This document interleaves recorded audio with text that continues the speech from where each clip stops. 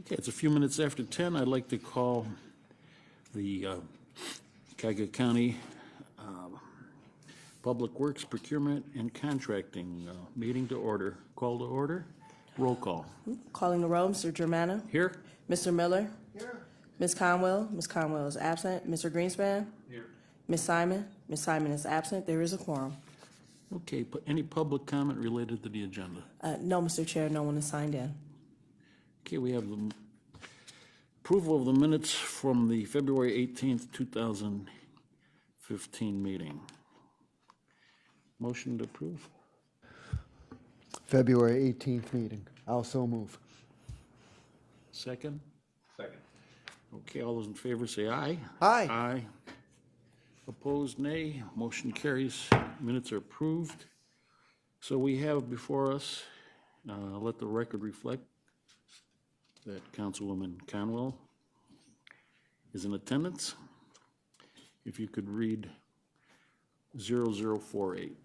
Resolution number 2015-0048, a resolution making an award on requisition number 32756 to the Triad Engineering and Contracting Company in the amount not to exceed $694,765 for replacement of Warrensville Center Road, culvert number 05.13 in the city of Shaker Heights, authorizing the county executive to execute the contract and all other documents consistent with said award in this resolution, authorizing the county engineer on behalf of the county executive to make an application for allocation from county motor vehicle $7.50 licensed tax funds in the amount of $555,812 to fund said contract and declaring the necessity that this resolution become immediately effective. Good morning. Good morning, Mr. Chairman. Michael Dever, the Interim Director of Public Works, along with Jamal Hussaini. Jamal from our office will actually move forward with this item. Jamal Hussaini with Public Works. We had one bid on this job. We had 5 contractors pull the plans, but only one bid. And the bid was 3% below the engineer's estimate. And if you have any questions about it, I'll be happy to answer. Well, the obvious question is, Why? why only one bid? It's very specialized work. This culvert is 10 feet deep, and we're not digging the road, so we're realigning the culvert. And the section of the culvert is not uniform through the whole thing, so they had to get special material that can change the section. And this material is actually coming from overseas. So I talked to a couple of contractors. They said that was the reason they didn't bid it. They would have rather opened the road and build the culvert that way. But that would have increased our cost at least to double. And then there was some comments about the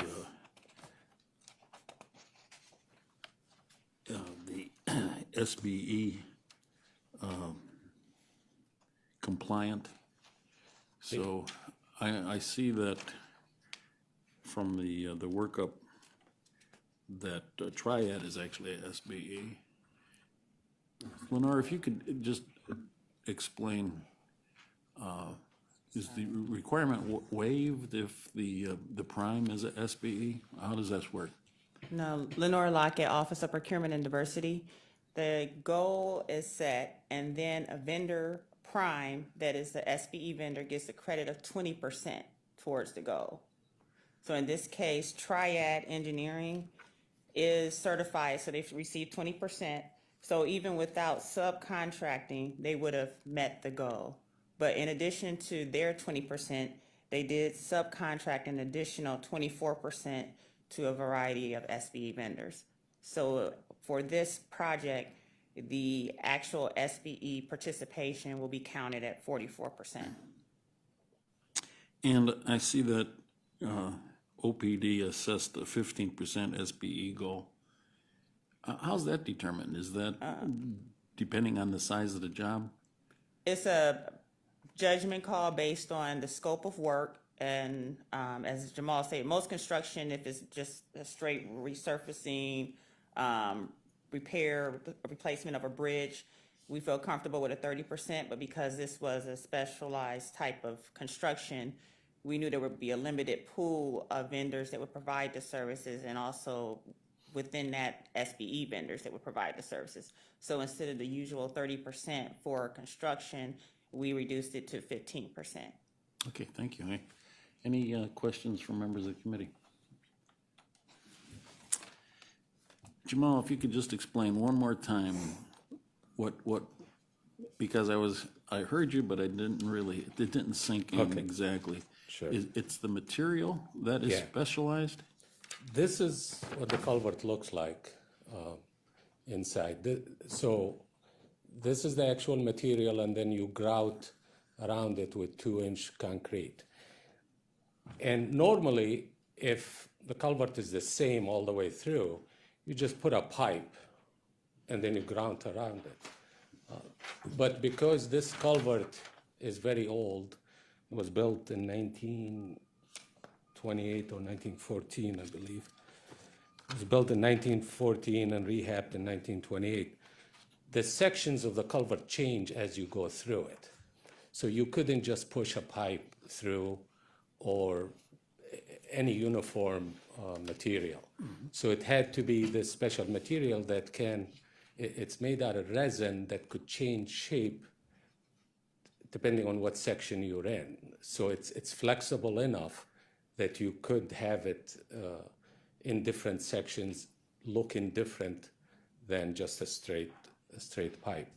And this material is not available here.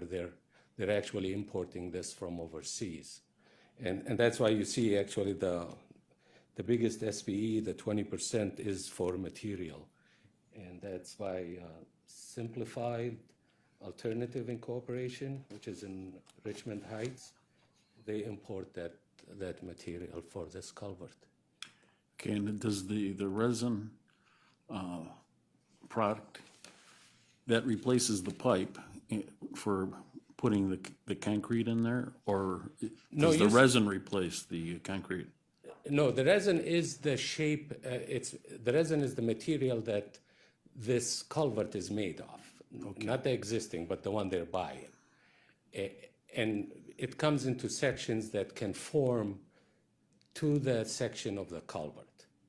But then above it, because this has to be structurally sound, you're not just replacing the section to allow the flow of water, but you also want it to carry some weight. So then you put the concrete above that to make the old one and the new one act as one structure. Okay. Any further questions? Yvonne? Yes. I was just wondering, through the chair, to Jamal, how long does this resin last? Well, we're hoping 50 years. But it should, the lifespan of these is anywhere between 25 to 50 years. Do we have any other structures in Cuyahoga County that you know of? We that has haven't this done material? this, no, but this contractor work with the sewer district a lot on these type of work. That's why he was the only bidder. Triad, they do a lot of the regional sewer district work, which is usually pipes are way deep. So the cost is more so for the material than for the knowledge of how to use this material? Yeah, the material is about 20% of this job. But also there is other specialized work with this because it is deep and it's in confined space. So the contractors and whoever is working, they're gonna have to have that type of certification to work in confined space. It's easy, you look at normal culverts, usually there's a street and the culvert is under, and then you can either get in from here or there, but this culvert actually goes under the parking of that farm market. It goes way far. So they have to access it through a manhole and get their equipment down there and do this lining underneath the street without shutting down the traffic, without opening up the road. Yeah, it would have been probably easier to just cut the road out and take it out, but it would have cost over $1 million. So who inspects since we have a project such as this, who inspects that the work is done or sees We that a do. culvert such as this is in need of repair? We do actually the inspection, and we do have a couple of inspectors who are certified to do confined spaces inspection, yeah. Okay. I wouldn't go in there, but. Mr. Miller? Thank you. When do we expect work to get underway, and how long is this going to take? As you know, we have the project going on now for that Wansville-Van Aken intersection. That's a major project we're doing. And that's why we want to do this now, so we don't finish the Wansville-Van Aken job and then come 2 years later and do this work. This culvert is about 100 feet north of that job. So we want to start this spring and finish it at the end of this year. So it will finish with that project, and we're out of there totally. Does it take a whole construction season to do? It shouldn't. It shouldn't. I think we have a 60 days on this construction. About 60 But days. I can get you the exact completion date. And the good thing about it is a lot of the work is done underground. So we don't have two contractors over each other. Okay. Okay, any other questions? Okay, so you'd like this under second reading suspension? If possible. Okay, I move that we send this to the full council under second reading suspension. Is there a second? Second. All those in favor say aye. Aye. Opposed, nay. Motion carries. Thank you very much. Thank you. Okay, I don't have any miscellaneous business. Any other public comment? No, Mr. Chair, no one has signed in. Any comments from members of the committee?